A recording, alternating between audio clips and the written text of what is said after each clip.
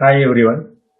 Today I have present a paper on one-day multidisciplinary internationally conference on a multidisciplinary perspective on health, society, environment, and sustainable development, uh, organized by Nan Prabodhani Mandal, Sri Mallikarjun, and Sri Chetan Manju Desai College, Goa.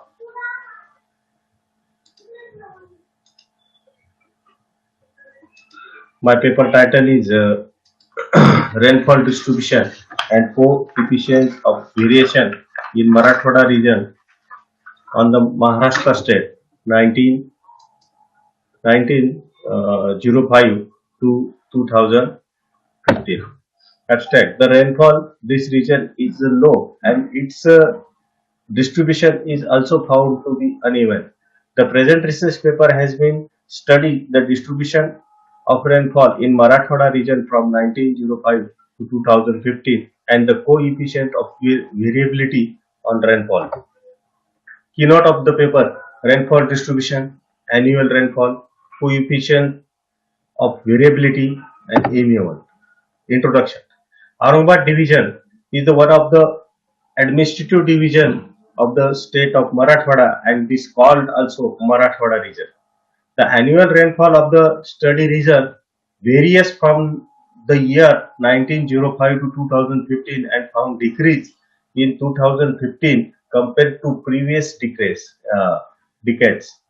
Present paper has been attempt the distribution of actual annual rainfall in Marathwada region, also coefficient of rainfall variability from the year 1905 to 2015.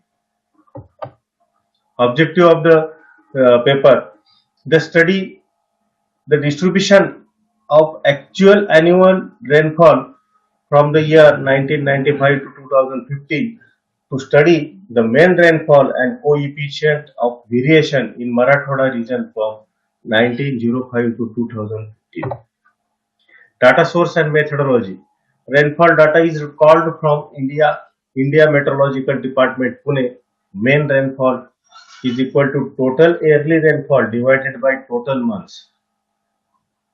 Coefficient of variation is equal to standard deviation divided by mean multiplied by 100.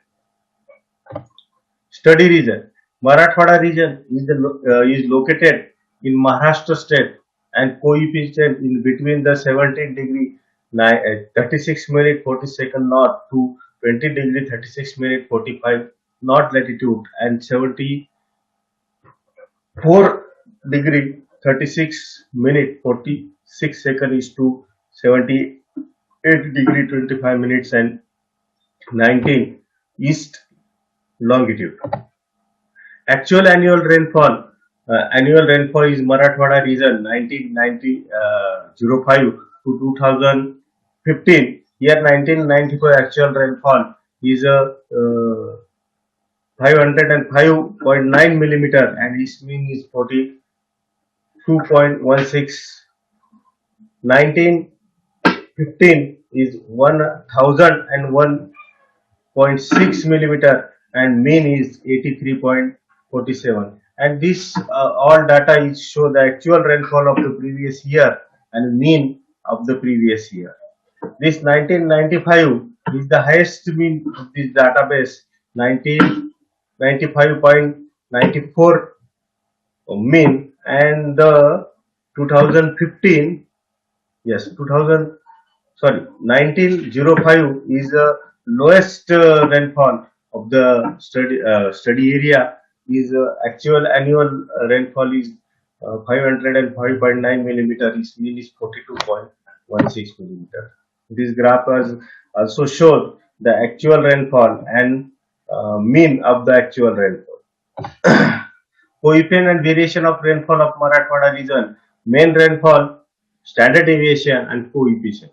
1905 to 1915, these 10 years, rainfall mean is 753.75 centimeter. Standard deviation is 350 and coefficient of variation is 46.5. And all the data is the show the every 10 years main rainfall, standard deviation, and coefficient of variation and this data is the 1995 to 2050, 2005 is the lowest variation is 10.56, and this graph is also shows the variation of the previous years of the rainfall in Marathwada region. Conclusion and suggestion. Aurangabad division is the part of the rain shadow region, and all eight district has received low annual rainfall compared to the another district of Maharashtra state. The rainfall distribution in the study region is uneven and the variations are also uneven from 1905 to 2015. The ratio of the rainfall is decreased in the study region from 1975 to 2015, and the average annual rainfall also rainfall variability is not sufficient for activities of human being in the region, either drinking, agriculture, industries, etc. The forest cover in the Marathwada region is also very low, and it is less than the other part of Maharashtra state. Also, Marathwada region is the well known for industrialization. This industrialization also has an effect on the illegal deforestation. The low property proportion of forests directly affect on the distribution of rainfall. It is very important to increase the amount of the forest cover in the every part of the Marathwada region, also care and conservation in existing natural vegetation in the study region. Rainfall fluctuation in the Marathwada region need to the controlled so that the rainfall will increase even the in incremental rainfall segment. Thank you.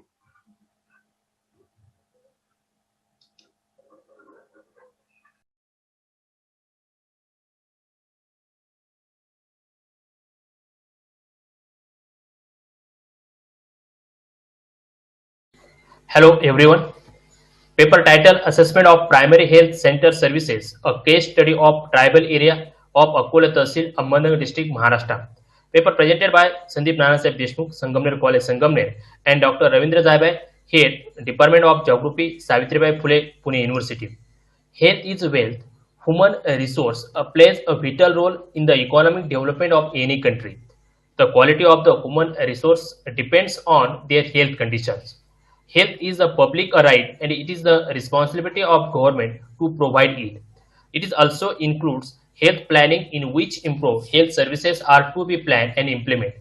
Indian Public Health Standards Guidelines 2012 as per the population norms for the hilly, tribal or desert area for the 20,000 population establish the one primary health centers and for the 3,000 population establish the one primary health sub centers as well as in the plain area for the 30,000 population establish the one primary health centers and for 5,000 population establish the one primary health sub centers. Objectives to study the spatial distribution of primary health centers in tribal area of the Akole Tahsil, and second to examine the facilities available in primary health centers of the tribal region. Database and methodology. The research work is based on the primary and secondary data. Primary data is collected through the proper sampling, interviews, and the fill up questionnaires and actual field visit. The secondary data is collected the different ways. For example, the social economic reviews of the districts, as well as the census handbook, gazeteers, and other important offices. These offices are related to the health department, as well as the using the GIS techniques for the analysis of the primary health centers and sub centers, services and distributions. Study regions. Akole is surrounded by the Sahyadri ranges of the Western Ghats, and it is located in the northwest part of the Ahmednagar district. Some of the characteristics of the study regions, as like the Akole Tahsil, hilly area, heavy rainfall, tribal population, remote area, lack of the transportation, etc. So, the total geographical area of that study regions, the 1,505.08 square kilometer. minimum height is a 580 meters and maximum height 1646 meter. Okay, and it is a maximum height is at the Kolsvai peak. Tribal population in the study area according to the 2011 census, the 48.13%. So this map is shows the relief of the study regions. So one of the area the Kolsvai ranges, and sub range of the Kolsvai ranges is Adora Hill. Here the Baleshwar ranges, and here the Harichandragarh ranges. Distribution of the primary health centers, actually the uneven distribution of the primary health centers and sub centers. According to the survey and primary data collections, the 10 primary health centers and the 7 sub centers are located in the different location in the study regions. As per the norms, the number of sub centers per primary health centers is the 6. So this table is the show the primary health centers and number of sub centers under the primary health centers. Here the Brahmanwada is a minimum sub centers is a 5 and maximum at the Mahaladevi. It shows the 10 sub centers are located in the Mahaladevi primary health centers. This graph and map shows the distribution of the primary health centers and number of sub centers. The population under the primary health centers and tribal population. This map is shows the population under the primary health center, and this map is shows the population under the ST population under the primary health centers. So here this table is shows the primary health center, the population. So actually here the Brahmanwada is a 23,325. So as like this, it shows each and every primary health center the how many population. But according to the norm for the tribal area, primary health centers for 20,000 and sub centers for 3,000. And so therefore the total population in the study regions according to the 2011 census is a 2,91,950, and so therefore the need of the 15 primary health centers and 97 sub centers. Okay, so availability of the services in the primary health centers according to the Indian Public Health Standards Guidelines. So which types of the facilities need or available at the primary health centers. So this table is shows the distributions or availability of the services in the primary health centers as like the buildings, OPD, operation theaters, okay, as like this. And this map is shows the primary health centers and outdoor patients. According to the Indian Public Health Standard norms, the average number of patients attending in the primary health centers 40 patients per doctor per day. And so here the this map is shows the outdoor patient visit in the primary health center. So this table is shows number of patient and number of primary health centers. So here the less than 25 patient visit the one primary health centers, and 25 to 50 patients visit at the 4 primary health centers. As like this table is shows the outdoor patients here. Okay. And another way, the outdoor patient is the highest in the Kothur primary health centers and is the lowest in the Mahaladevi. So here the Kothur primary health center and here the Mahaladevi, okay, primary health centers. So western part of the study area is the maximum outdoor patient. Here the western part of the study area, and per day visit the primary health centers as like the Sindhi 76, Ladgaon is a 80, Brahmanwada 80, and Kothur is 100. Minimum visit in at the Mahaladevi 20 because it is connected to the more economical develop as well as the near to the Tahsil place as well as the Sangamner. That area is available the health services. So flat area irrigation facilities are available and private hospitals are available. Therefore, it shows the less number.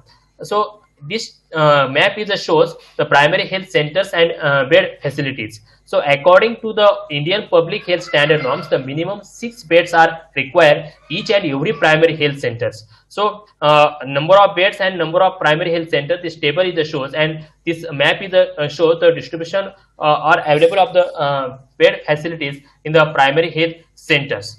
So another way, the correlations of population, outdoor patient and bed facilities. So here this map is shows the under the population primary health centers. This map shows the bed outdoor patient, and this map is shows the bed facilities. So which types of the relation? Suppose for example here the Mahaladevi is the maximum population, okay, under the primary health center, but here the outdoor patient number is a less. Okay, and so bed facility as compared here is as per the norms available. But another way, okay, here the is the outer western part of the Akola Tahsil. Here the some of the primary health centers. So outdoor patients are the maximum visited and that area, but in the bed facilities are the less available in the primary health centers. So a primary another way the next here the primary health center the staffs how many staffs are there available. So according to the norms, this table is the show of the staffs requirements, and so analysis of the primary data and actually field survey and data collections. After that, it shows the insufficient staff in the study regions. So all the primary health centers has the required the 225 staff, but it is actually the 128 staffs, and therefore in the study area need of the 97 staff all the primary health centers in the tribal area.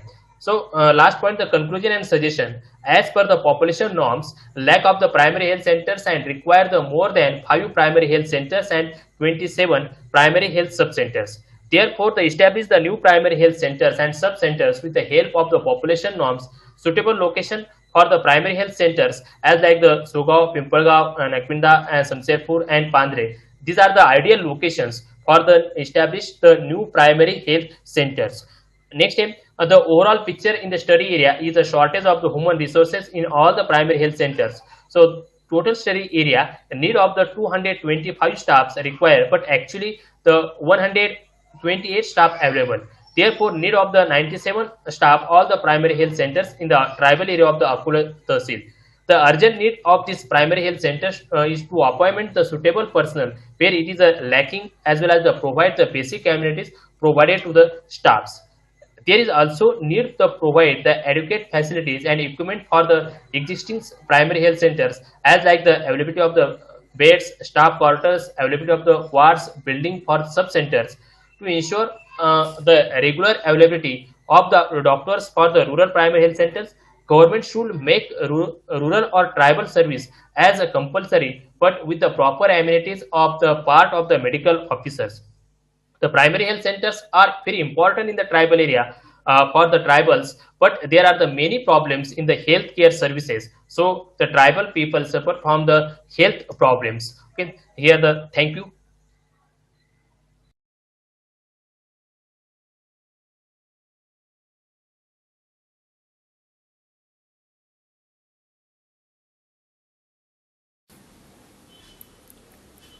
One-day multidisciplinary international e-conference on 20th December 2020. शोध निबंधाचा विषय महिला सबलीकरणात माध्यमांची भूमिका. Author Sneha Sahebrao Rathod, PhD विद्यार्थिनी, यशवंतराव चव्हाण, महाराष्ट्र मुक्त विद्यापीठ, Nashik. Second author तसेच मार्गदर्शक doctor सुंदर राजदीप, विभाग प्रमुख पत्रकारिता व संज्ञापन मुंबई विद्यापीठ, मुंबई. सारांश. माध्यमांना लोकशाहीचा चौथा आधारस्तंभ म्हटले जाते. माध्यम हे ठराविक क्षेत्रापुरती आता मर्यादित राहिले नसून माध्यमांनी त्यांच्या कक्षा ह्या देशाच्या सीमा बाहेर किंवाच ओलांडून एक घर वसुदैव कुटुंबम अर्थात विश्वाची माझे घर बनण्याचे काम आता माध्यमांनी आधुनिक तंत्रज्ञानाच्या साहाय्याने भूमिका बजावत आहे.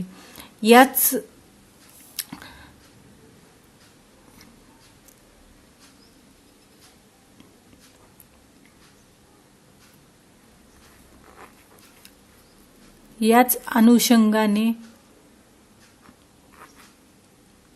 प्रसारमाध्यमांच्या साहाय्याने समाजावर होणाऱ्या परिणामांचा अभ्यास करण्यासाठी महिला सबलीकरणात माध्यमांची भूमिका कशी असते याबद्दलचा अभ्यास केलेला आहे. महिला सबलीकरणाच्या व्याख्या. सत्ता वंचित, संधी वंचित महिलांना कोणत्याही भेदभावाशिवाय प्रगती करण्याची संधी देणे म्हणजे महिला सक्षमीकरण होय. महिला सक्षमीकरण म्हणजे दुर्बलता नष्ट करणारी, स्त्रीच्या शरीर मानव बुद्धीमध्ये स्वतःची जाणीव व स्वतःबद्दल जागरूकता निर्माण करणे व त्या दृष्टीने स्वयं विकासासाठी प्रवृत्त करणारी ही एक संकल्पना आहे. महिला सबलीकरणासाठी केंद्र सरकार तसं राज्य सरकारांमध्ये विविध योजना व कार्यक्रमांच्या साहाय्याने महिलांचे सबलीकरण केले जाते. पहिले, जिजामाता आधार योजना ग्रामीण महिला व बाल विकास कार्यक्रम, माहेर योजना, सावित्रीबाई फुले दत्तक योजना यासारख्या अनेक योजनांचा उपयोग होत असून आणि महिलांना त्यांच्या हक्कामध्ये लाभ व्हावा या दृष्टीने या योजनांचा अभ्यास केलेला आहे. तसेच महिलांना त्यांच्या अधिकाराची माहिती मिळावी, या परस्पर अधिकारांची माहिती मिळावी यासाठी केलेले प्रयत्न म्हणजे महिला सबलीकरण यासाठीचा अभ्यास यामध्ये केलेला आहे. यासाठी वापरलेली संदर्भ सूची. धन्यवाद. One day multidisciplinary international conference 20 December 2020. Good afternoon all. माझ्या संशोधनाचा विषय महिला सबलीकरणात माध्यमांची भूमिकांचा तुलनात्मक अभ्यास. ऑथर स्नेहा साहेबराव राठोड, PhD विद्यार्थिनी, यशवंतराव चव्हाण, महाराष्ट्र मुक्त विद्यापीठ, नाशिक. सेकंड ऑथर डॉक्टर सुंदर राजदीप, विभाग प्रमुख पत्रकारिता व संज्ञापन, मुंबई विद्यापीठ, मुंबई. शोध निबंधाचा विषय संशोधन अभ्यास पद्धती. हा शोध निबंध तयार करीत असताना दुय्यम साधनांचा वापर करण्यात आला आहे. त्यामध्ये वृत्तपत्रे, नियतकालिके, मासिके, इंटरनेट, वेबसाईट इत्यादीचा वापर केला आहे. संशोधन पद्धती. प्रस्तुत शोध निबंधात सर्वेक्षण पद्धतीचा वापर केला तर नमुना निवडसाठी सहेतुक नमुना निवड पद्धतीचा वापर केला आहे. संशोधन व्याप्ती व मर्यादा. प्रस्तुत शोध निबंधासाठी महाराष्ट्र राज्यातील प्रकाशित होणारे दैनिक वृत्तपत्र नाशिक शहर आवृत्ती, दैनिक लोकमत आणि दैनिक सकाळ 1 जानेवारी ते 31 जून 2019 या कालावधीपुरतेच व्याप्त आहे. शोध निबंधाकरिता निवड वृत्तपत्रातील फक्त मजकूर महिला सबलीकरणात प्रकाशित आरोग्य व शिक्षण या घटकांचाच विचार केलेला असून ही मर्यादा आहे. संशोधनाची उद्दिष्टे. महिला सबलीकरणात माध्यमांची भूमिका अभ्यासणे. महिला सबलीकरणात माध्यमांची भूमिका आणि दैनिक लोकमत आणि दैनिक सकाळ यांचा प्रकाशित मजकुरांचा तुलनात्मक अभ्यास.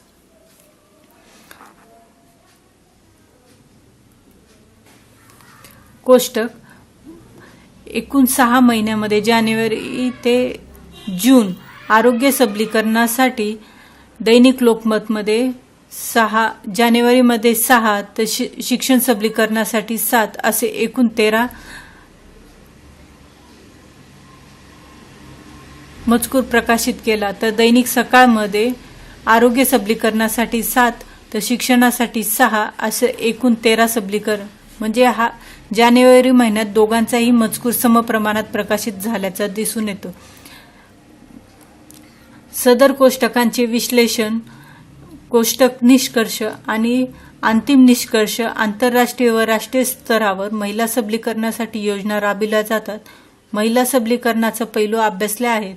मराठी वृत्तपत्रातील दैनिक लोकमत आणि दैनिक सकाळ या दोन्ही दैनिकांचा अभ्यास केला असून महिलांचे आरोग्य सबलीकरण व शैक्षणिक सबलीकरण यांचा विश्लेषणात्मक संशोधन केले असून प्रस्तुत शोध निबंध, तथ्य संकलन व विश्लेषण यांच्यावर आधारित निष्कर्षांची मांडणी केली आहे.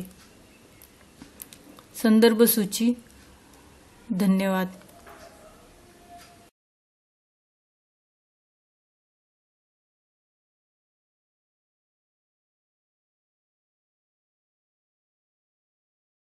Good morning, everyone.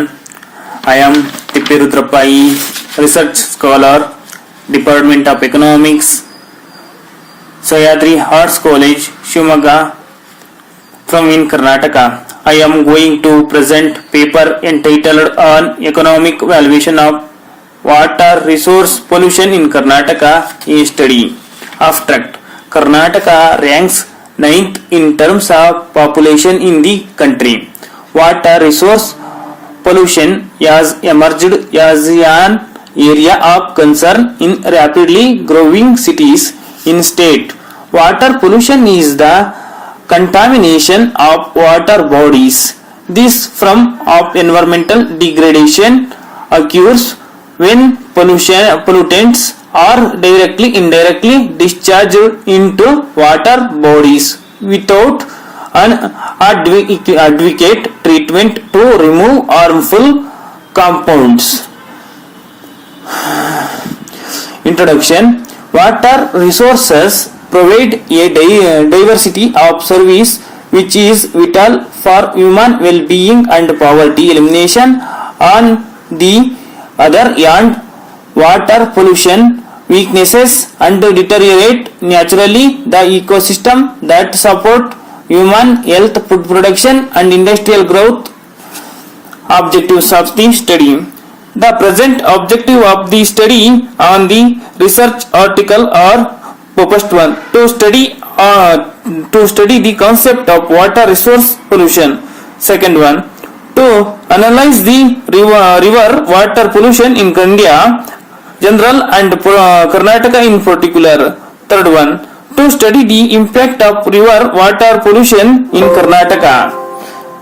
Methodology. The present study is based on only secondary data. The main data has been collected from the Indian Express newspaper and Karnataka State Pollution Control Board report on 2017-2018. Other institutions for other data, various published records, books, articles, bulletins and journals has been used. Limitations of the study. The research has a major important concept for the information about issues. Economic evaluation of water resources pollution in Karnataka, river water resources pollution study only. Even study has its own limitations and the study has a narrow structure study India and in the Karnataka particular. Results. There is yearly increasing river water pollution in India. A maximum of 49 such as rivers was found in Maharashtra, followed by Assam 28, Madhya Pradesh 21 and Gujarat 20 use pollution river water states. Second one, Karnataka has highest number of polluted rivers stretches in South India to 15. The third one, there is increasing river pollution in Karnataka. A maximum polluted stretches 200 kilometers such as Bhima, Shimsha and Malaprabha. 80 kilometer large polluted in river Karnataka. Conclusion. A water resources is continuation of water bodies, a lake, ponds, rivers, oceans, groundwater, etc. Water pollutants are discharged directly or indirectly into water bodies without adequate treatment to remove harmful compounds. Water pollution affected plants and organisms living in these bodies of water. Thank you, sir.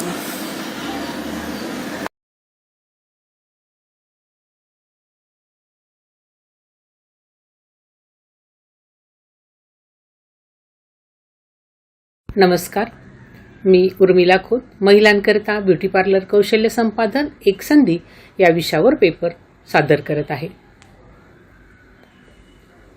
हा अभ्यासाचा हेतू म्हणजे beauty parlour कौशल्य संपादित स्त्रियांच्या कौशल्य संपादनाने या त्यांच्यामध्ये झालेल्या बदलाचा संशोधनात्मक अभ्यास करणे. यामध्ये पुढील उद्देश समोर धरण्यात आले. यामध्ये कौशल्य संपादनाने त्यांच्या उत्पन्नात होणाऱ्या बदलाचा अभ्यास, तसेच त्यांच्या आत्मविश्वासात तसेच निर्णय क्षमतेमध्ये झालेल्या बदलाचा अभ्यास करणे. यामध्ये इचलकरंजी आणि परिसरातील परिसर निवड, 18 ते 40 वयोगटातील कौशल्य संपादित महिलांची नमुना निवड आणि माहितीचे संकलन करण्याकरिता अनुसूची तंत्राचा वापर जो प्राथमिक स्रोतामधील आहे आणि त्याचबरोबर माहितीचे विश्लेषण करण्याकरिता संगणकाचा उपयोग करण्यात आला. यामध्ये कुटुंबाच्या उत्पन्नात होणाऱ्या बदलाचा अभ्यास करता असे दिसून आले की 98% कौशल्य संपादित महिलांच्या उत्पन्नात वाढ झालेली आहे. त्यामुळे त्यामध्ये प्रामुख्याने 40,000 पासून म्हणजे 0 ते 40,000 पर्यंत उत्पन्नात वाढ झालेल्या महिलांची संख्या 44%, तर 18% महिलांच्या उत्पन्नात 2 लाखापेक्षा जास्त वाढ झालेली दिसून आली. त्याचबरोबर त्यांच्या निर्णय क्षमतेचा अभ्यास करता असे दिसून आले की 70% महिला या स्वतःचे व्यक्तिगत निर्णय स्वतः घेतात. तर पती, वडील, आई किंवा सासू यांनी निर्णय घेण्याचे महिलांचं प्रमाण आपल्याला इथं दिसून येतं. ते 18%, 8% आणि 2% असं आहे. हा जेव्हा अभ्यास केला तेव्हा असे दिसून आले की काही सकारात्मक बदल दिसून आले आणि यामध्ये 98% महिलांच्या कुटुंबाच्या आर्थिक उत्पन्नात वाढ झालेली दिसून आली. त्याचबरोबर 100% महिलांच्या आत्मविश्वासात, त्यांच्या कौशल्य संपादनाने वाढ झालेली दिसून आली. 96% महिला आपल्या आवडीनिवडी तसेच इच्छेनुसार पैसे खर्च करू शकतात असे दिसून आले. 100% महिलांचे त्यांच्या कौशल्य संपादनाने त्यांच्या समाजातील ओळखी वाढलेल्या आहेत. तर 70% महिला आपले महिला म्हणून व्यक्तिगत निर्णय स्वतः घेतात आणि त्यामुळे ब्युटी पार्लर कौशल्य संपादनाने या महिलांमध्ये स्वतःची अशी एक ओळख निर्माण झालेली आहे. हे सर्व सकारात्मक बदल दिसून आले. धन्यवाद.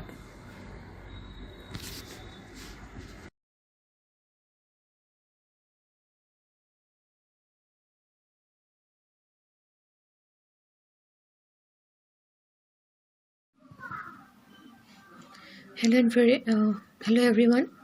Myself Sibha Mohanta from Assam.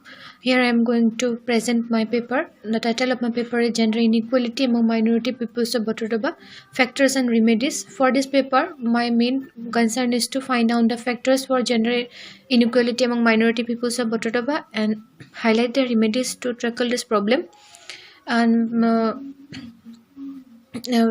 for this study, the investigator select 3 villages, 3 nearby minority villages of Botodoba, that is Duniaveti, Kodamoni and Thupaguri, and find that there is a huge gender gap and gender inequality among minority peoples of Botodoba, and suggest some measures like a proper education, giving motivational speech regarding girl-child achievement, and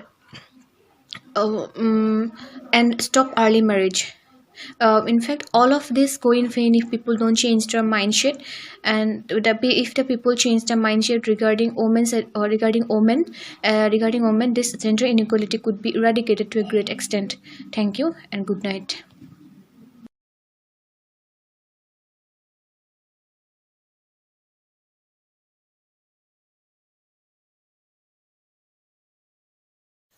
Hello everyone, my name is Vijaya Nemikal and my topic is a geographical study of female migrant domestic workers in Margao, Goa. Migration is emerging as a livelihood option and urban locations provide better work opportunities. Migration and domestic work in cities are closely related owing to the ease with which migrants can enter this occupation and its gendered nature. Female migration rates are closely interconnected with male migration rates, indicating that females accompany males as associational migrants. Objectives: to study the socio-economic background of female migrant domestic workers, to study the working conditions of the female migrant domestic workers of Margao, to find out the problems faced by the female migrant domestic workers at the workplace. Database and methodology: both primary and secondary data was collected. Primary data was collected by means of questionnaire-based survey. A sample of 60 respondents was collected and the method was purposive sampling. Secondary data was collected by means of books, projects, websites and research journals. The data was compiled and graphically represented in the form of bar graph, pie charts and tables. Simple statistical analysis was done by using mean, mode and median. Age: the female migrant workers were found in the age group of 23 to 45, indicating that they were in the productive age group. 75% of the women were Hindu and 25% Muslim. Education-wise, 62% had taken up primary education, 32% secondary, and only 6% had taken up education up to higher secondary level. Family size: they come here along with the spouses and settle here, and that is why they have a nuclear family with an average family size of 4 and average number of children is 2. Average monthly salary of this women migrant domestic help is 2,000 rupees to 2,500 rupees per month. The nature of work and the income is related. The nature of work can include sweeping, dusting, washing utensils and clothes. If cooking is included, then the monthly salary can go up to rupees 8,000 to 10,000. and the income is decided based on the nature of work and mutual consent between the employer and the domestic worker. The expenditure and the saving depends on the occupation of the spouse. If the spouse occupation is like driver, electrician, if he has a business, if he's a plumber, watchman, then the woman can save more. And if they're working as helper, laborer, then definitely the woman is supposed to contribute more to the expenditure. So the average expenditure is 65% and average savings is 35%. Duration of employment of these women are 24% 1 to 2 years, 26% 3 to 4 years, 25% 4 to 5 years, 20% 5 to 6 years, and 5% have been employed for more than 6 years.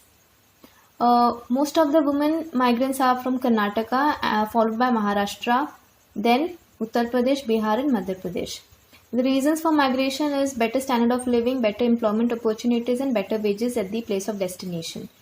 Nature of housing, 92% of these women along with their family live in rented accommodations, while only 8% have their own houses. The spouses who are having their own businesses or having good salary, they have their own houses. Employers' behavior, 80% responded that their employers behave amicably and they don't scold them for committing minor mistakes. 18% said that the employers scolded them for coming in late or committing mistakes. 2% said that their employers abused them if they committed late mistakes or they came late at work.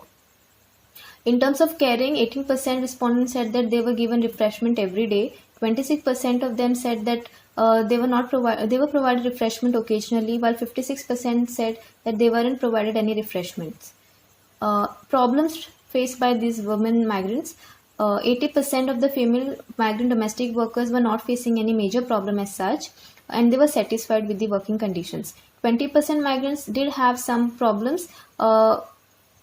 Long working hours without prior notice, disrespectful behavior by the employers and their family members, no proper refreshment and delay in payment, and also deduction of money for any breakage of material, and deduction of pay if taking leave for any condition like if they are sick. Suggestions given by female migrant workers, 45% respondents suggested that proper human and respectful behavior or treatment has to be given to them by the employers. 40% suggested that payment should be given on time and no deduction has to be done in case they are sick. 50% suggested that termination should be informed in advance. The female migrant domestic workers are happy with the working conditions, while a few have problem with the disrespectful behavior. Otherwise, they are happy with the working conditions and they are earning well, which is helping them in contribution of income to the family. And they just want, what they have suggested is that the employer should be respectful towards them and be amicable and should pay them on time so that they are motivated to work well. These are the references. Thank you.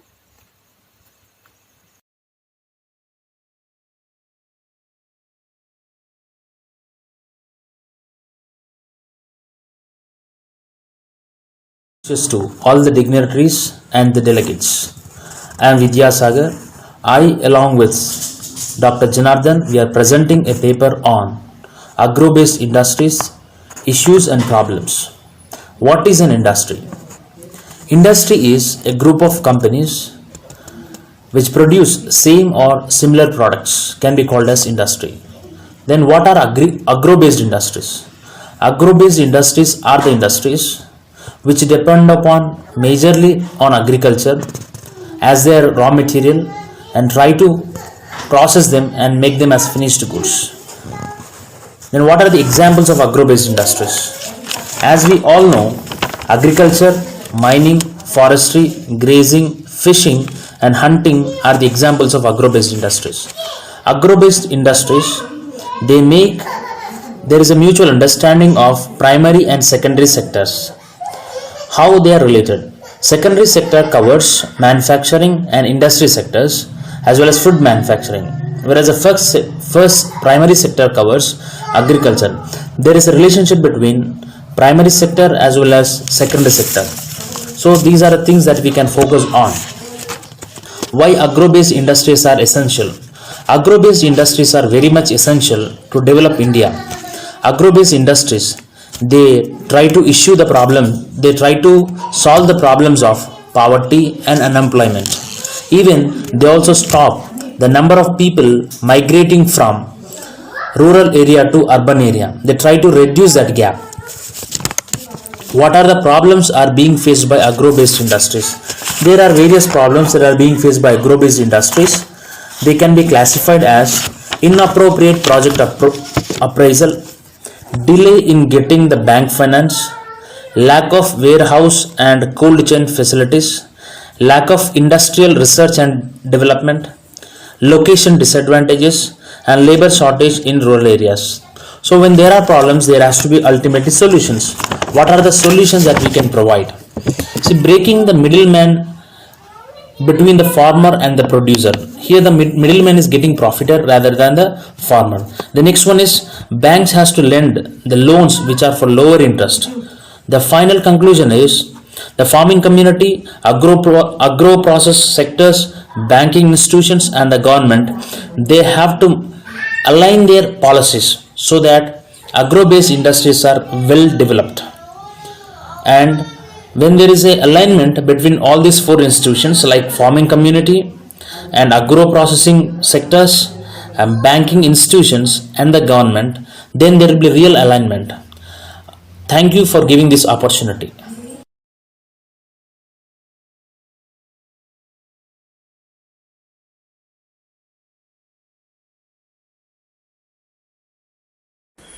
Hello everyone, this is Vishal Advaikar, Assistant Professor in Geography, Government College of Arts, Science and Commerce, Khandola, Marsala, Goa.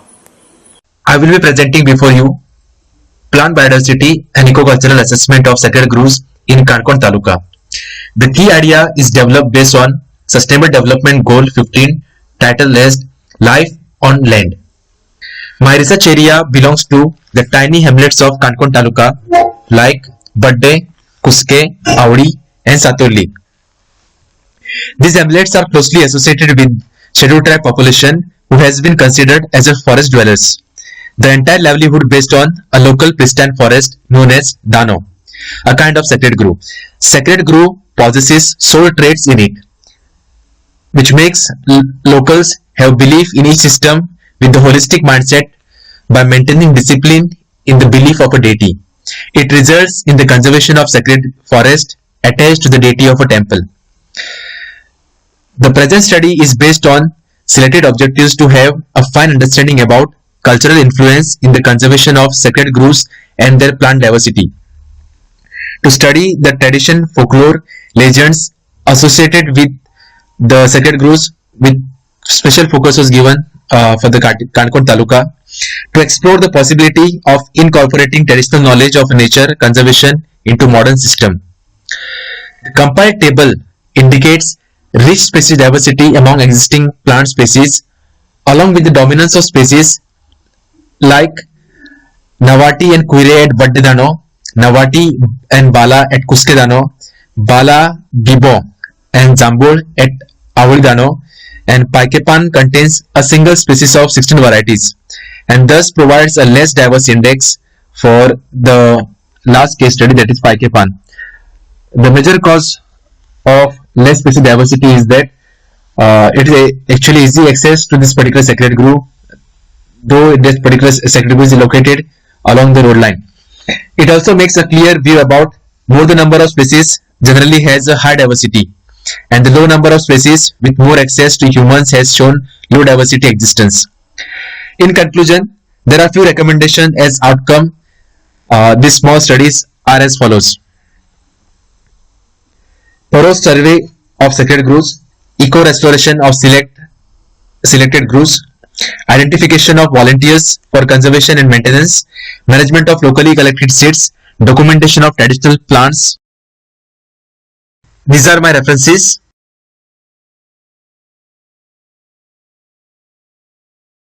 Thank you.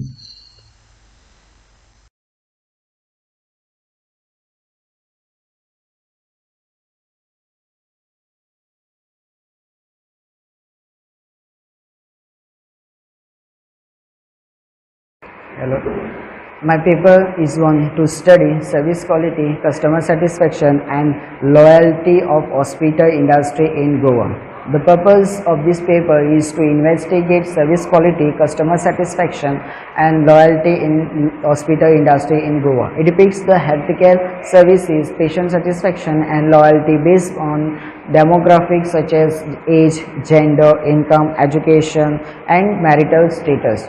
To carry out this study, a distributed 100 questionnaires to hospitalized patient and data collected through personal interview. The collected data was analyzed based on the reliability analysis, independent sample t-test and ANOVA with the help of SPSS software. The success in this service industry depends on the delivery of high quality services in both manufacturing and the service industry. Quality improvement is a principal factor that impacts consumer satisfaction and consumer purchase intention. Many researchers agree that quality is critical to customer satisfaction and retention. Healthcare industry in the developing countries like India has recorded a relatively high growth rate in high demand for its services from both foreign local as well as the local patient. The literature review was done, so many papers was included in the literature review. The objective of study was to study the demographic profiles in hospitals. Second is to measure service quality perception across the demographic profile in hospital, and third to study the relation between service quality, customer satisfaction and loyalty.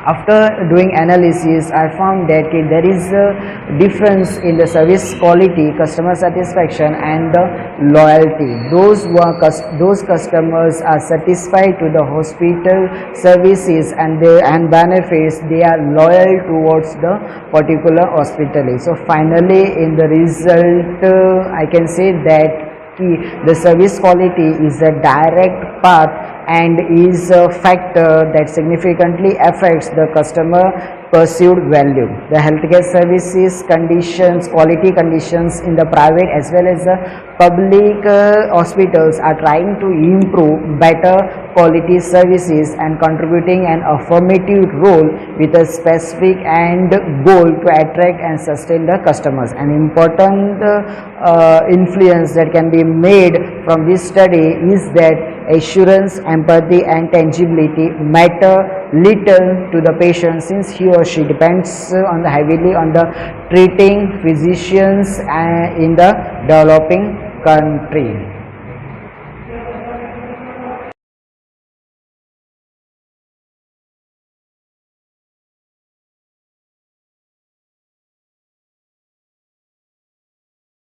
Good morning to all the participants and the members of the organizing committee who are taking part in one-day multidisciplinary international e-conference on multidisciplinary perspectives on health, society, environment and sustainable development.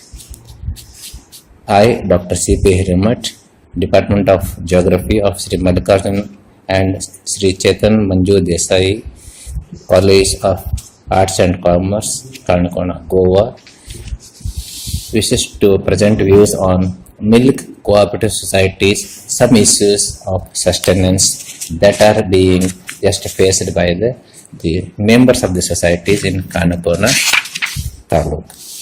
In the present study, then an attempt has been made to present the difficulties that are being faced by the members of the milk cooperative societies, and the difficulties pertain to the production, then the procurement of that, and the related difficulties that are again seen by the members in the respective societies.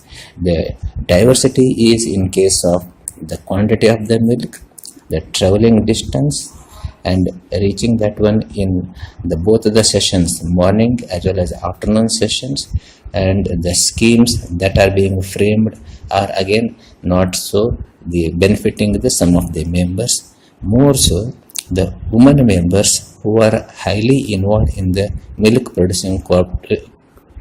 producing activities are finding it hard to get it run very satisfactorily. In the paper, I tried to address these many issues wherein the producers are forced to travel a distance up to the 12 kilometers from the place of their own to the procurement center. So imagine the member who is forced to travel 12 kilometers in the morning to go and to come back, and again 12 kilometers in the evening to go and 12 kilometers to come back. So this much of the distance if the member is asked to cover, plus the mode of the transport and the timing and the support services, which are making the inward members very much just demotivating, and may force the members to give up the milk producing activities. It is not only for the economic development, not only for the social, but it is the health related content, wherein the healthier society to have everyone to be very, very comfortable. The consumption of milk or the usage of the milk is very much essential. So that one is linked with the sustainable part of the human beings. So I expect the policy makers, especially the central as well as the state government, the respective departments, will certainly take care of these many issues in order to get it continued very satisfactorily. So the same issues, if they are so of lucrative and possible to address, certainly the milk cooperative societies can function very satisfactorily and can contribute to have a very healthy life in the rural areas apart from the urban areas. So with this I wish to conclude. Thank you.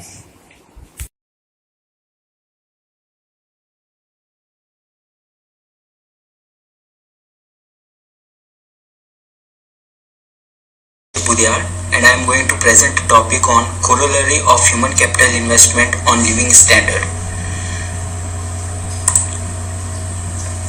Living conditions are the level of wealth, comfort, material goods and necessities available to a particular socio-economic class or a particular geographical area. HDI 2019, India's ranking is 129th. Access to poor education and health facility also causes low standard of living. Human capital affects economic growth and helps develop the economy by expanding the knowledge, skills and overall standard of living of its people. Objectives: to study the relation between human capital to the standard of living. Second, to analyze human capital investment on living standard. Hypothesis: there is no association of human capital investment on standard of living. Certain proxies have been used. The dependent variable is the NDP, which is the standard of living.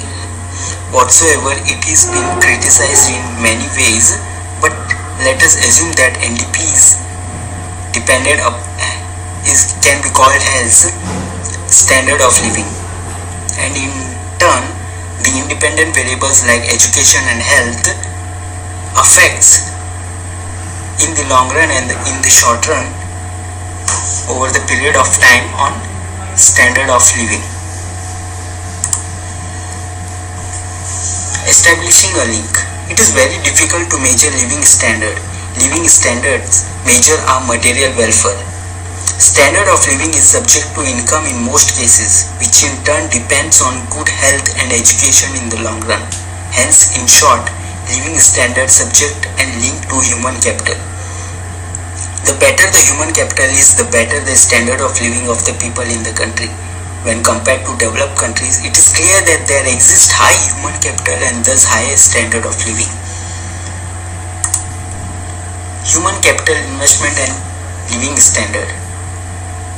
It is briefly discussed how human capital links and affects living standard in the span of time. It is very important to measure the living standard in India by analyzing human capital, that is education and health, on NDP to establish whether there is any causal relationship exists between them. Hence, to measure living standard, the dependent variable can be NDP and along with the independent variable of human capital investment like education and health. It is Pearson correlation table 1 exhibits that there is high positive correlation between the variables.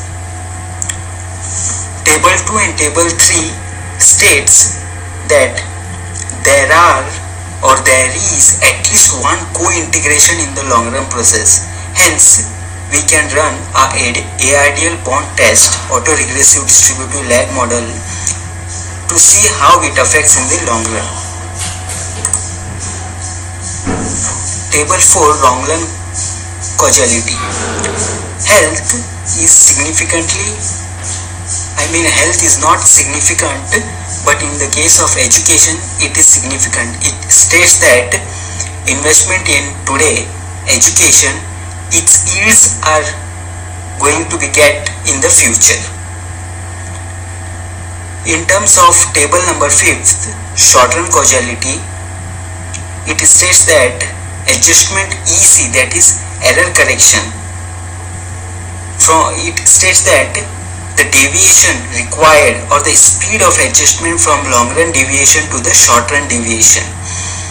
Hence, health, NDP itself are statistically significant, which states that in the short run these are affected. However, education is not been affected and it is affected only in the long run process. Kusum test figure 1 states that whatever the data have been used here can be used for further studies, or it states about the model adequacies. Hence, we fail to accept the hypothesis, and the result from both the short and the long run indicates that there is association of human capital investment on standard of living. Conclusion: human capital is an important factor to determine the NDP and in turn the living standard of the people in the country. However, in the study it is found that in the long run education and in short run health affects NDP. Over the time, NDP is also increasing, which is one of the major criteria in measuring the standard of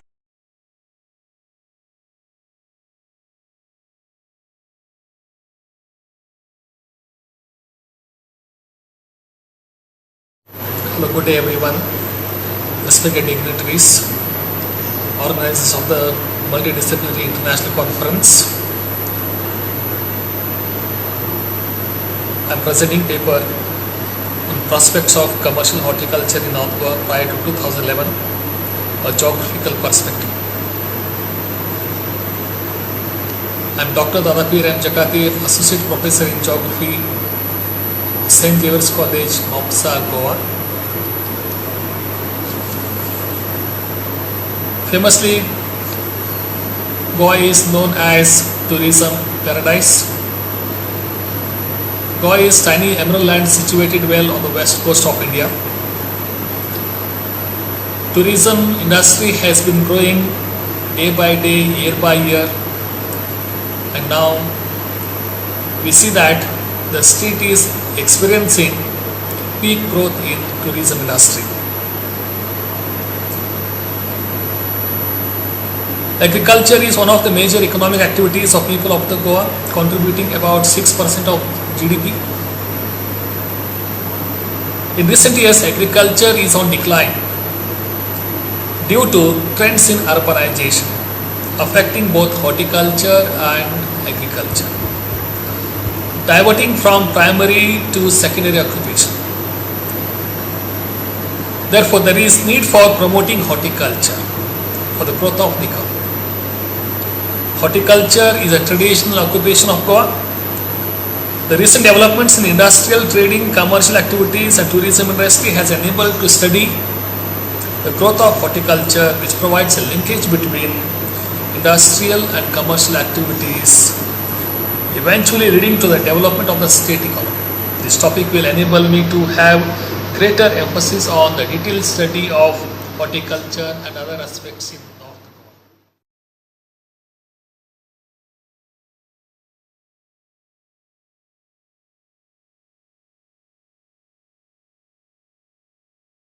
Our topic is Gurukul, a restoration of Hades.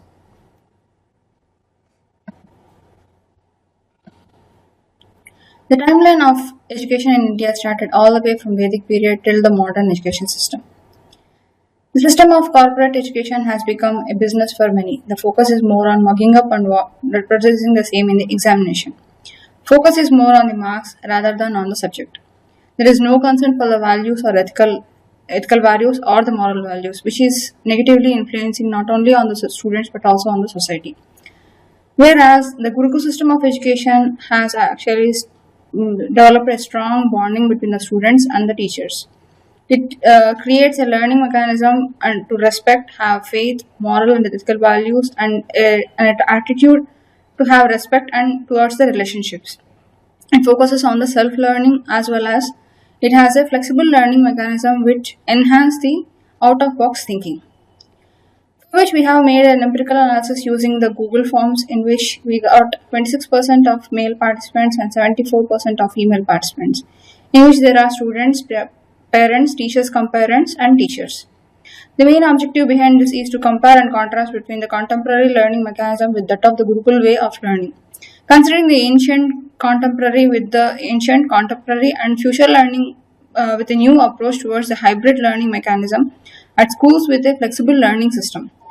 To identify and analyze the best practices of elements for a new learning system. For this, we have collected the data which you can see here. The Gurukul system, which is a traditional way of learning system with the amalgamation of new learning mechanism, which is a flexible way of learning.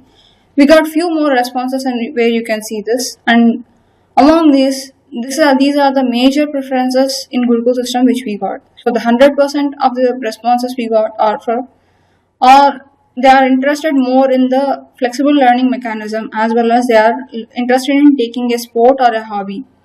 And 97% are interested towards taking a healthy breakfast and calling their parents on a daily basis. They are also interested in giving Guru Dakshina for the services provided by the teachers as well as they think that this kind of educational system needs support from the government.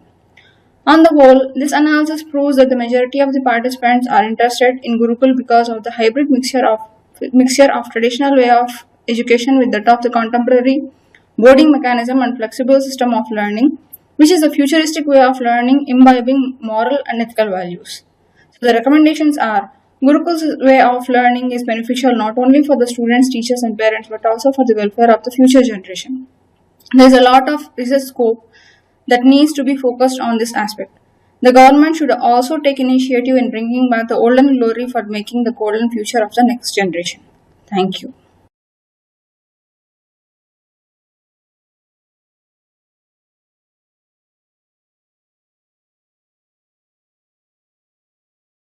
Hello everyone, I Dr. Manisha Arvind Kodgire, Assistant Professor and Head, Department of Commerce, Kohinoor Arts, Commerce and Science College, Khultabad.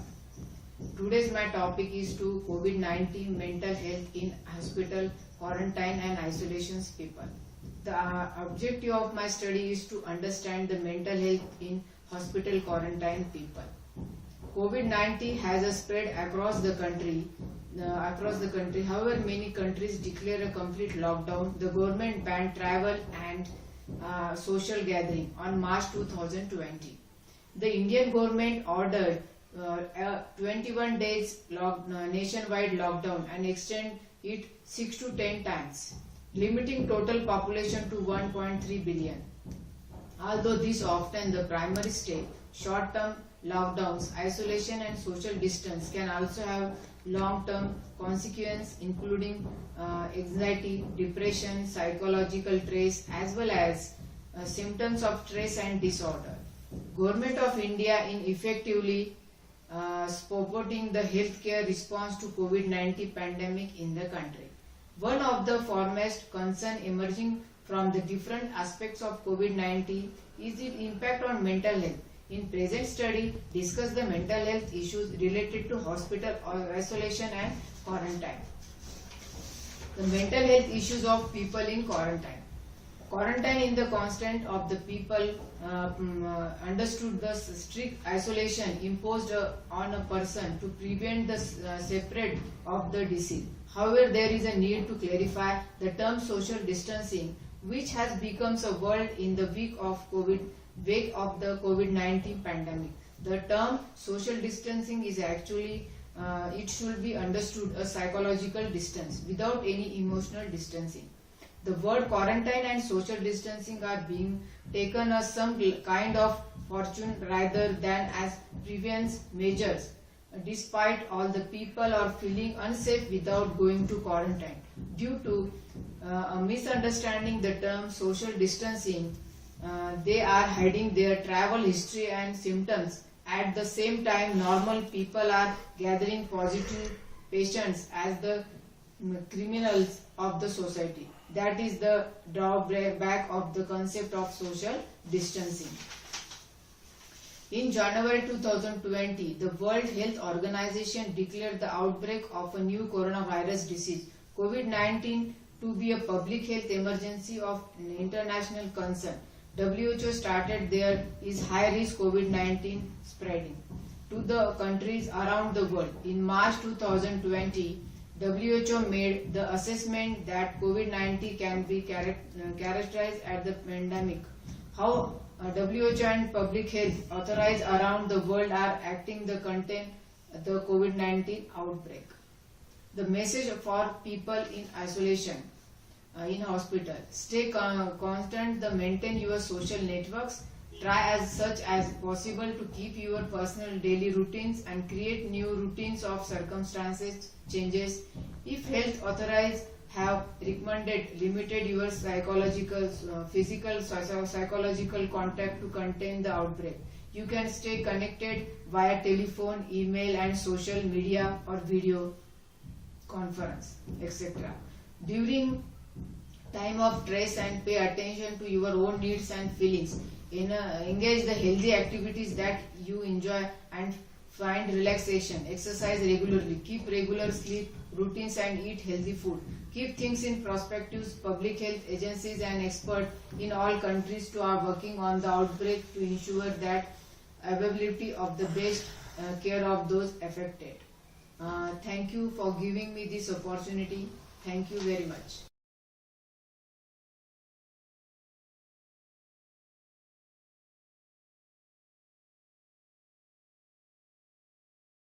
नमस्कार, मी राहुल दलितराव ढेरे, PhD संशोधक, शिक्षणशास्त्र विद्याशाखा, यशवंतराव चव्हाण महाराष्ट्र मुक्त विद्यापीठ, Nashik. One day multidisciplinary international e-conference organized by ज्ञान प्रबोधिनी मंडळ, Shri Mallikarjun and Shri Chetan Manju Desai college, Goa.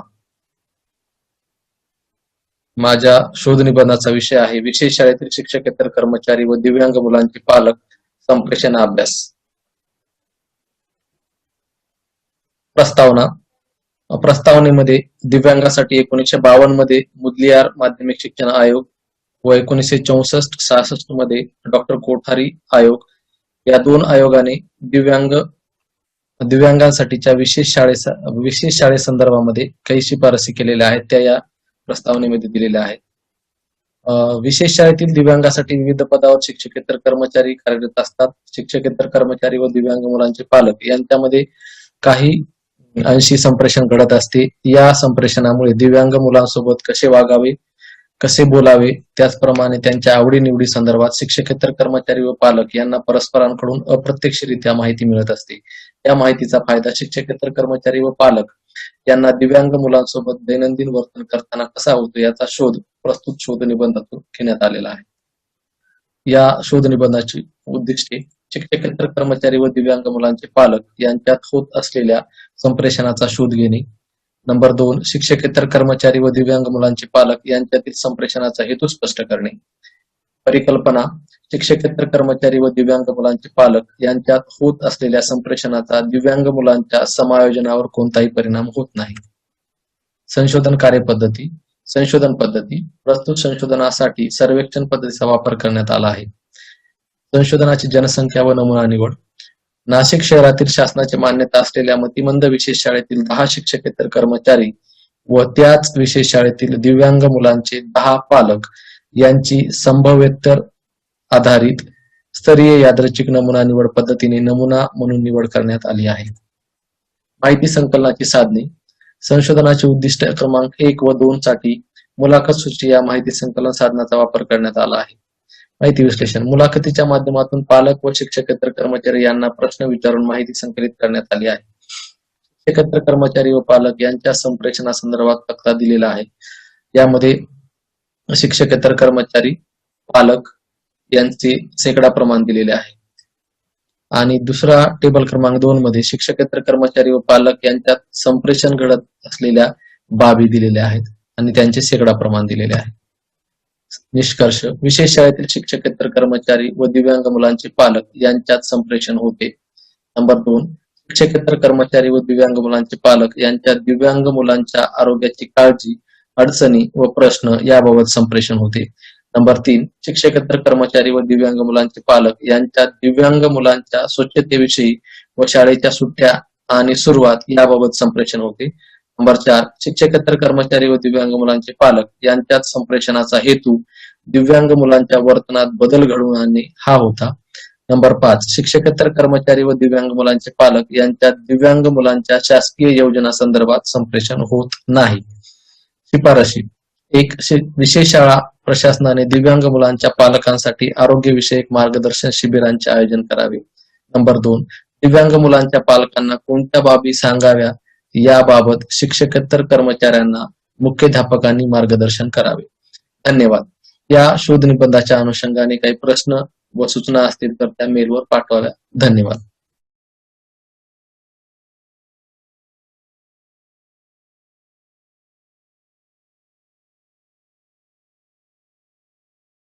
नमस्कार, मैं doctor Sonu एसे, सहायक प्राध्यापक शिक्षण शास्त्र विद्याशाखा यशवंतराव चव्हाण महाराष्ट्र मुक्त विद्यापीठ Nashik.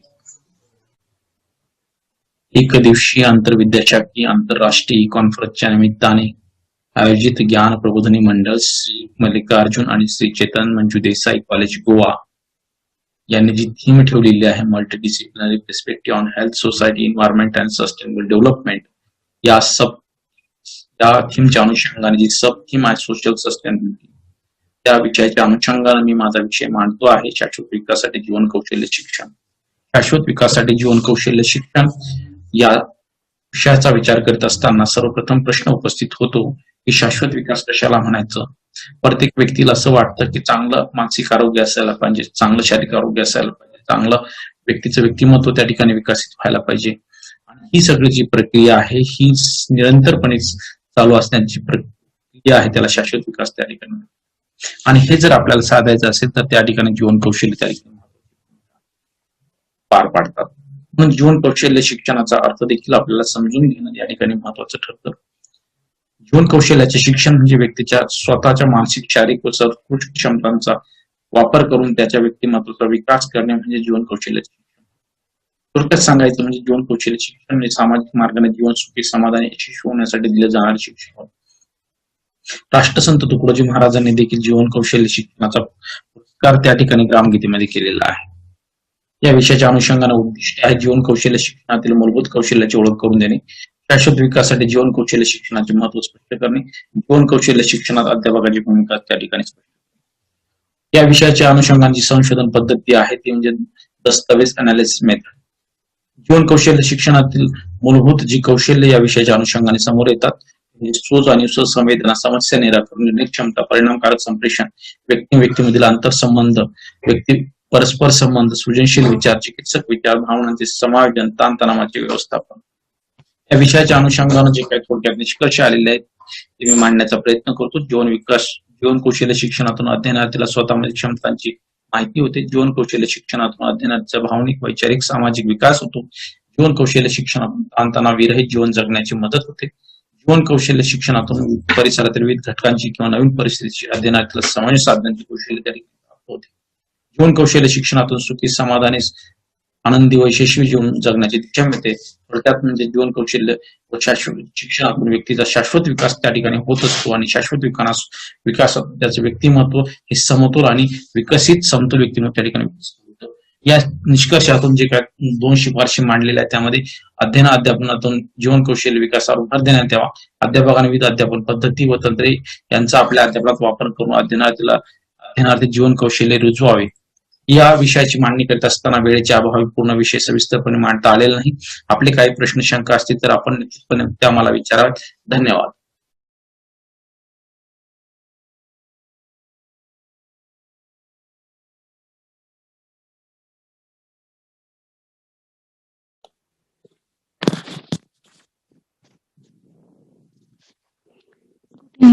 Myself Shanta Matpati, Department of Economics, Karnataka University, Dharwad. Crop insurance for adaptation to climate change in India. Introduction. India is an agrarian country with majority of people depending on agriculture. Agriculture and allied sector contributes 15.4% of the Indian GDP. Climate and agriculture are intensively interconnected with the global process. A small change in climate change it affects the agriculture adversely, decreasing production rate. ICAR 2014 launched National Network Project on Impact, Adaptation and Vulnerability of Indian Agriculture to Climate Change. The Government of India has several initiatives for formulating most efficient mission aiming to fight global warming and for climate change adaptation. Some important initiatives are presented like National Mission Sustainable Agriculture, National Adaptation Fund for Climate Change, Pradhan Mantri Fasal Bima Yojana, Soil Health Card, Green India Mission, Paramparagat Krishi Vikas Yojana. There are several schemes that both the central government as well as state government are running to increase income of the farmers. A critical aspect where the government have tried to address the vulnerability of farmers to climate change and related distress through crop failure. Hence, the central government provide economic support to farmers through crop insurance. Currently in the country, there are two main crop insurance schemes, namely Pradhan Mantri Fasal Bima Yojana and Restructure Weather-Based Crop Insurance Scheme. Objectives and methodology. First objective, analyze the concept of climate change. Second one, to examine the performance of RWBCS in India. Methodology, the present study is purely based on secondary data. The study examined the performance of RWBCS in India and the study about farmers insured, farmers benefited, claims paid and some insured have been used.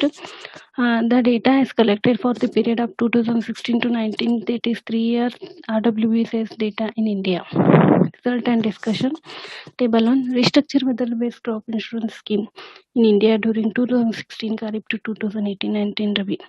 The table on reveals that the total number of farmers who have insured their crops was decreasing 15 lakh to 14 lakh 52,000 in Kharif 2017, and again it was decreased in 14 lakh 2018 Kharif, and total number of farmers 62 lakh 48,780 farmers are getting insured in the total, and 47 lakh 5,408 farmers are getting benefited in the total scheme.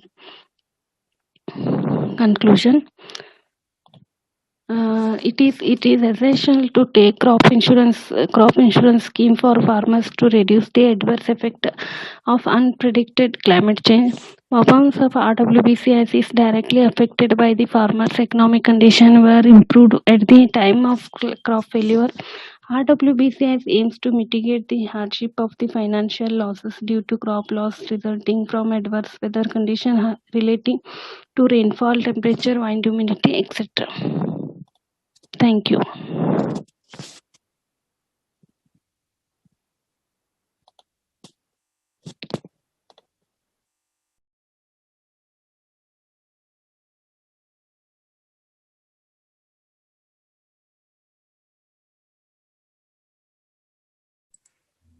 Hello everybody, I am Assistant Professor Sri Siddheshwar Sakat from Venutai Chavan College, Karad. Here I am showing a research paper on Karad Tahsil, which is coming in Satara district, Maharashtra.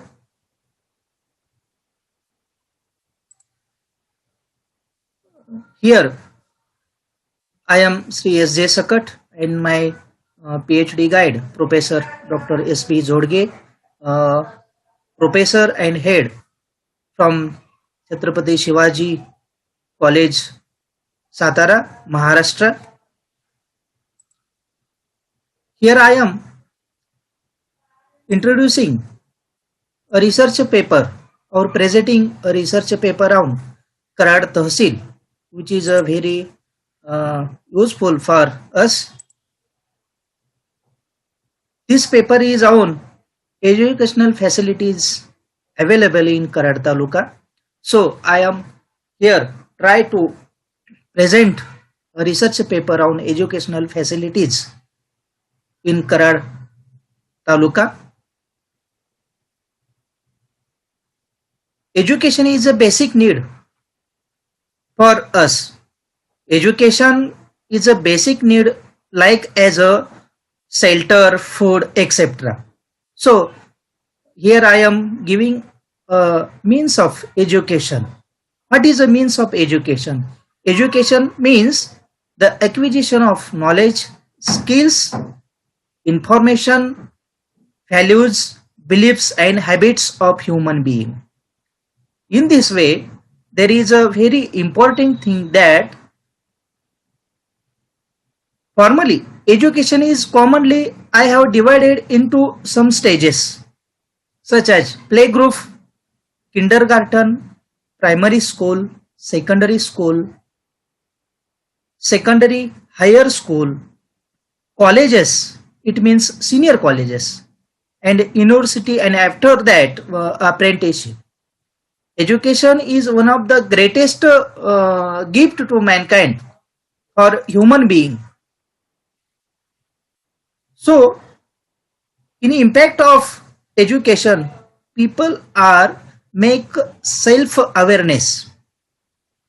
So level of prosperity, level of understanding, level of etc. things is more higher than due to educational. So nowadays it is a very useful to become a powerful of social, economic and cultural things. Here I make an attempt to present a paper on this research educational facilities.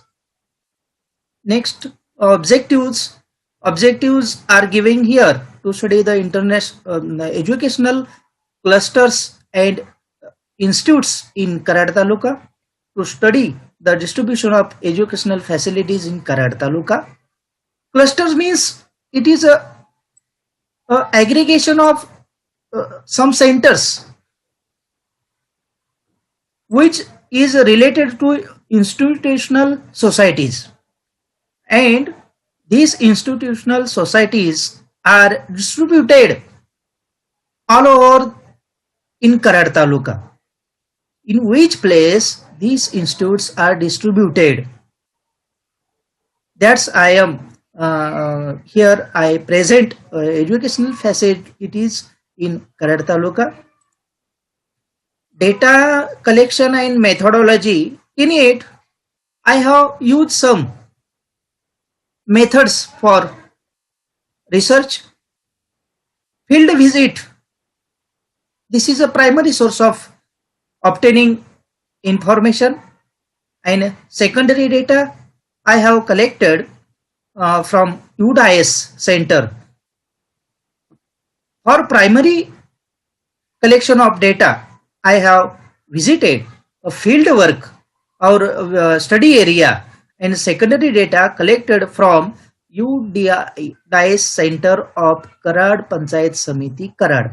After collecting this primary and secondary data, I have used different statistical methods for tabulation, and after that I have attempted to show the information through maps and diagrams. This is my study area. Karad Taluka extends from 17 degree 16 minutes north to 17 degree 33 minutes north latitude and 73 degree 52 minutes east to 74 degree 16 minutes east longitude. Karad Taluka comprises in area of 405.8 square kilometers. Means it is a large, big Tahsil, large taluka in Satara districts. Its maximum temperature also plays a very important role in Karad Taluka. Temperature is up to 42 degree Celsius and minimum 15 degrees Celsius. Annual rainfall is 700 millimeter. It means 70 centimeter, and relative humidity is averagely 85% in the rainy season. And overall climate of Karad Taluka is monsoonal type, temperate climate. The educational facility institutes in Karad Taluka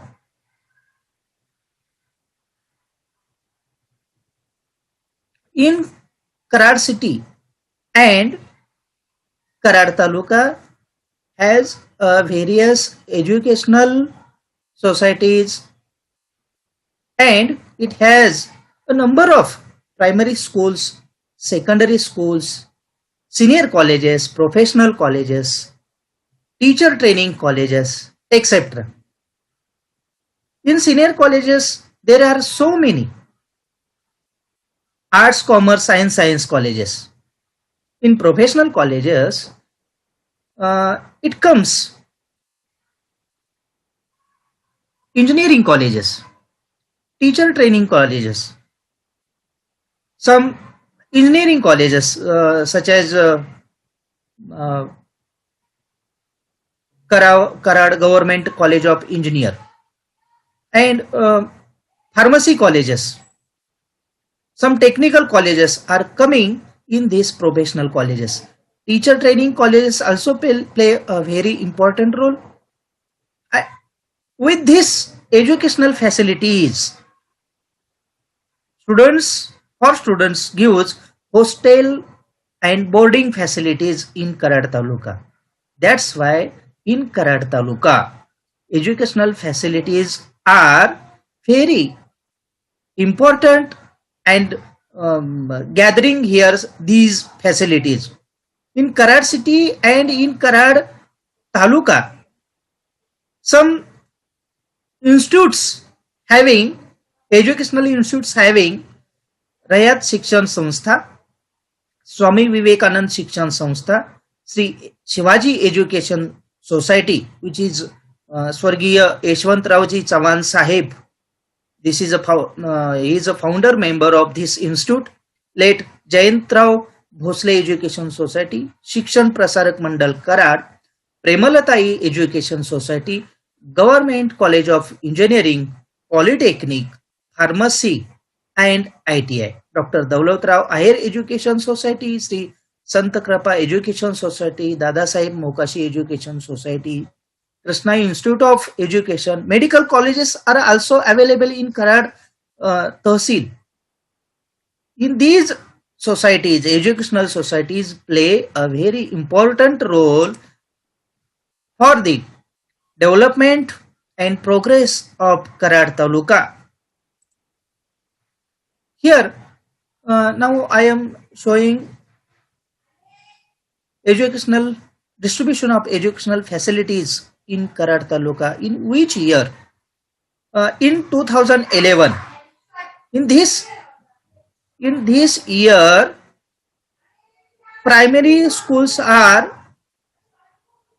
total primary schools are 277. Primary with upper primary schools are 127. Upper primary with secondary and higher secondary schools are available 90. After senior colleges, it means in Karad Taluka senior colleges are having 8. After that, professional colleges are also available in Karad Tehsil. Professional colleges are 20. Teacher training colleges are 6. Here I am showing here a bar graph. With the help of bar graph, I am show you a distribution of educational facilities in Karad Taluka. In Karad Taluka, there are 25 clusters. These are 25 clusters. And out of that, in Banawadi cluster, in Karad cluster, in Koparde Haveli cluster, and in Malkapur cluster has so many educational facilities such as teacher training colleges, secondary school, primary school, professional colleges, senior colleges, secondary school, primary schools, upper primary with second. These are available. Maximum number of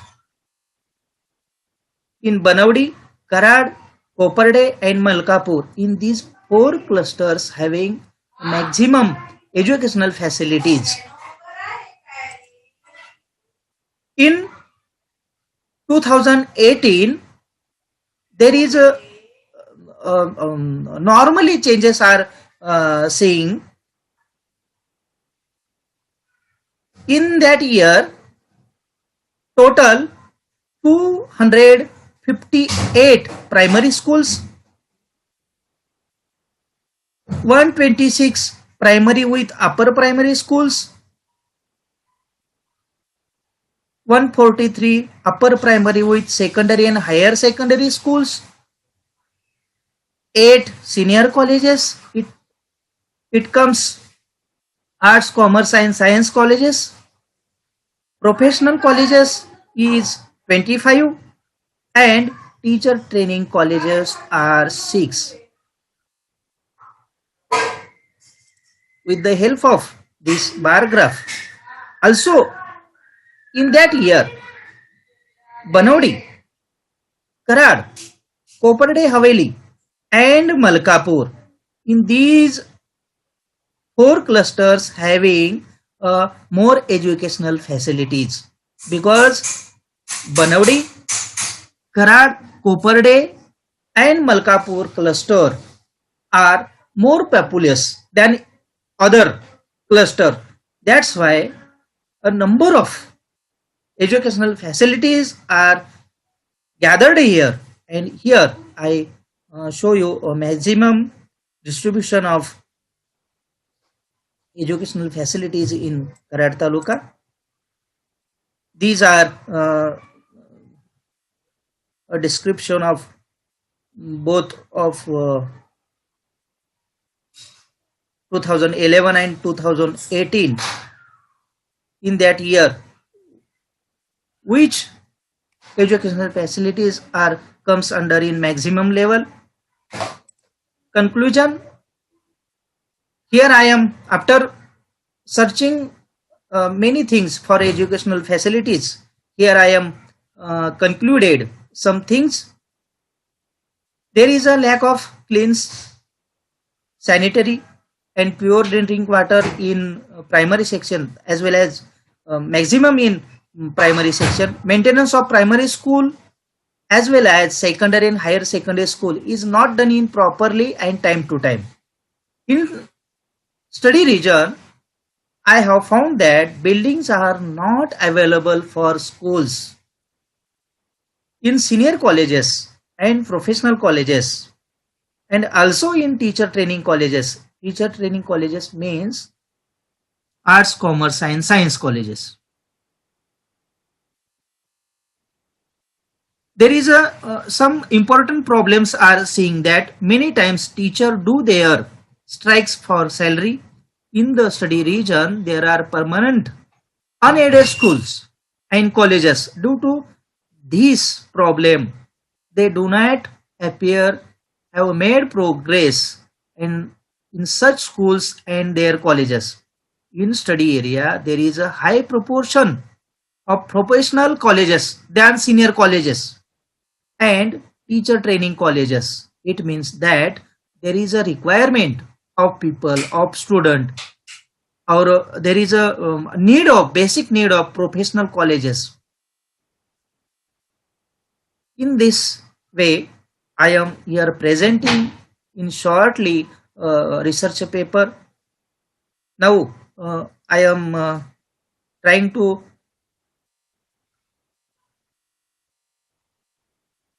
show some things about this study area which is concerning educational facilities distributed all over Karad Taluka and Karad city.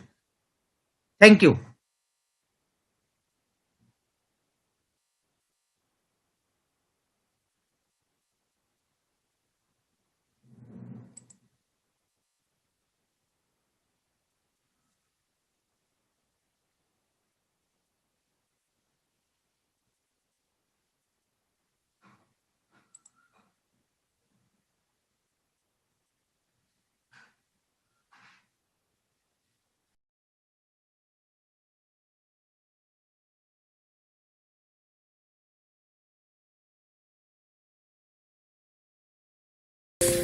नमस्कार, मी विद्या बागुल आणि doctor संजीवनी राजेश महाले आम्ही एकत्रित केलेल्या अभ्यासाच्या संदर्भात इथे paper मांडलेला आहे. समावेशी शिक्षणात शिक्षकांना येणाऱ्या अडचणींचा अभ्यास. दिव्यांग विद्यार्थी हा समाजातील अतिशय मुख्य घटक आहे आणि त्याला प्रवाहात आणण्यासाठी शासन वेगवेगळ्या योजनांचं अंमलबजावणी करत असतं. परंतु याच्यामध्ये 1994 मध्ये सालमानका आराखड्यामध्ये आंतरराष्ट्रीय स्तरावर याबाबत मुख्य संकल्पना मांडण्यात आली आणि ती म्हणजे समावेशिक शिक्षणाची संकल्पना. यामध्ये विद्यार्थ्याचा शारीरिक, बौद्धिक, सामाजिक, भावनिक, भाषिक अशा कुठल्याही प्रकारची परिस्थिती विचारात न घेता त्याला शाळेत प्रवेश दिला जाऊ लागला. परंतु सामान्य शिक्षकांना याबाबत काही अडचणींना सामोरे जावे लागते. याबाबत इथे अभ्यास करण्यात आलेला आहे. हा अभ्यास करताना डोळ्यासमोर 3 उद्दिष्ट मांडलेले होते. समावेशिक शिक्षणात शिक्षकांना येणाऱ्या अडचणींच्या स्वरूपाचा अभ्यास करणे, शिक्षकांना अध्यापनात येणाऱ्या अडचणींचा अभ्यास करणे आणि त्या अडचणींच्या मागच्या कारणांचा अभ्यास करणे. म्हणजे अडचणी येण्याची कारणांचा शोध घेण्यात आलेला आहे. सदर संशोधनासाठी संशोधनमध्ये सर्वेक्षण पद्धतीचा वापर करण्यात आलेला आहे. नाशिक जिल्ह्यातील जिल्हा परिषदे अंतर्गत असलेल्या समावेशी शाळेमधील एकूण 30 शिक्षकांची सहहेतुक नमुना निवड पद्धतीने निवड करण्यात आली आणि माहिती संकलनासाठी प्रश्नावली या साधनाचा वापर केलेला आहे. सदर संशोधनाच्या अभ्यासानंतर हाती आलेले निष्कर्ष म्हणजे शिक्षकांना दिव्यांग विद्यार्थ्यांचा शोध घेताना अडचणी येतात, शिक्षकांना दिव्यांग विद्यार्थ्यांची वैद्यकीय तपासणी करताना अडचणी येत्या, त्याच्यानंतर अध्ययन सुलभ साहित्य उपलब्ध करून देताना अडचणी येते, भौतिक सुविधा पुरविताना अडचणी येतात, दिव्यांग विद्यार्थ्यांना एकत्रित अध्ययन अध्यापन करताना अडचणी येतात, तसेच मूल्यमापन पद्धती करताना आणि शासकीय योजनांची अंमलबजावणी किंवा त्यांना उपलब्ध करून देताना शिक्षकांना अडचणी येतात. तसंच समावेशिक शिक्षणातील दिव्यांग विद्यार्थ्यांना अध्यापन करण्याची जबाबदारी ही शिक्षकांची आहे असे अजूनही सर्व शिक्षकांना वाटत नाही. हे अतिशय महत्वाचं कारण आहे की त्यांना समावेशिक शिक्षणामध्ये अनेक अडचणींना सामोरे जावे लागते. तसंच समावेशिक शिक्षणात अजूनही पारंपरिक अध्यापन पद्धतींचा वापर केला जातो. असं न होता समावेशिक शिक्षणात समावेशित अध्यापन पद्धतींचा वापर केल्यास सामान्य आणि दिव्यांग विद्यार्थ्यांचे अध्ययन हे अधिक चांगल्या पद्धतीने होण्यास मदत होऊ शकते. तसेच काही शिक्षक दिव्यांग विद्यार्थ्यांच्या अध्ययन शैलीनुसार अध्यापनात बदल करतात, परंतु त्याच्यानुसार मूल्यमापनामध्ये देखील बदल करणं तितकंच महत्वाचं आहे. तुम्ही अध्यापन करताना अध्ययन शैलीचा विचार करतात, त्याप्रमाणे बदल करतात, परंतु मूल्यमापन करताना सामान्य विद्यार्थ्यांप्रमाणे जर मूल्यमापन केलं तर दिव्यांग विद्यार्थ्यांचे मूल्यमापन हे योग्य होणार नाही. तर त्याला अनुसरून मूल्यमापनामध्ये देखील योग्य ते अनुकूलन बदल होणं गरजेचं आहे. त्याच्यानंतर शिक्षक वर्ग अध्यापनात आणि अभ्यासक्रमात अनुकूलन करतात पण मूल्यमापनात करत नाही. ते झालं पाहिजे. मगाशीच आपली ती चर्चा झाली. तर काही शिक्षक हे कोणत्याही प्रकारचं बदल करताना दिसून येत नाही. म्हणजेच दिव्यांग विद्यार्थी असतील तर तुम्ही ते योग्य ते अनुकूलन करणं आवश्यक आहे. याप्रमाणे सदर संशोधनाचं थोडक्यात इथे मांडणी केलेली आहे. Thank you so much.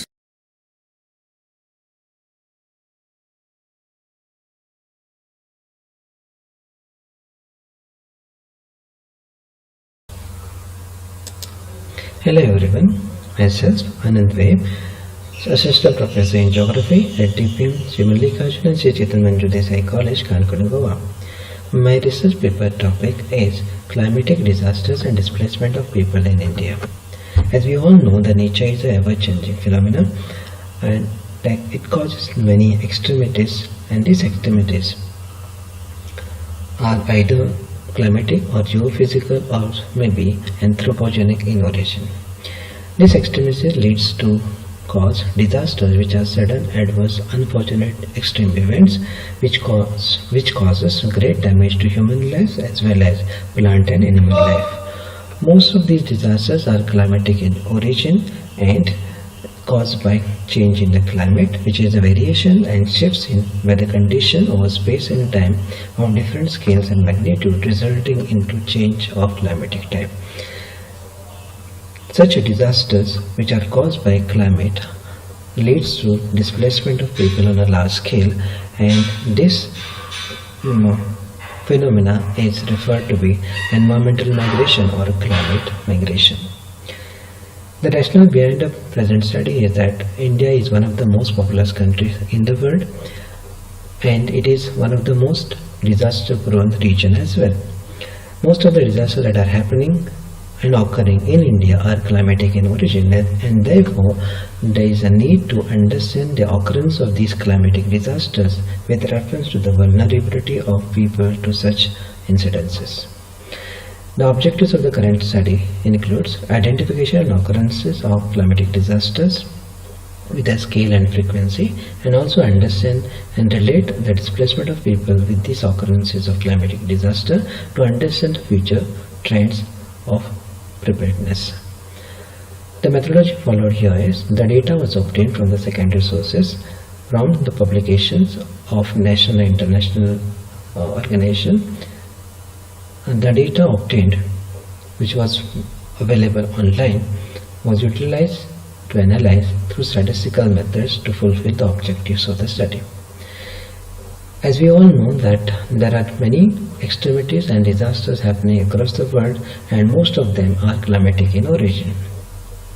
As per the report grade 2020, new displacement caused due to natural disaster in 2019 were about 24.9 million, out of which over 95% were weather-related phenomena.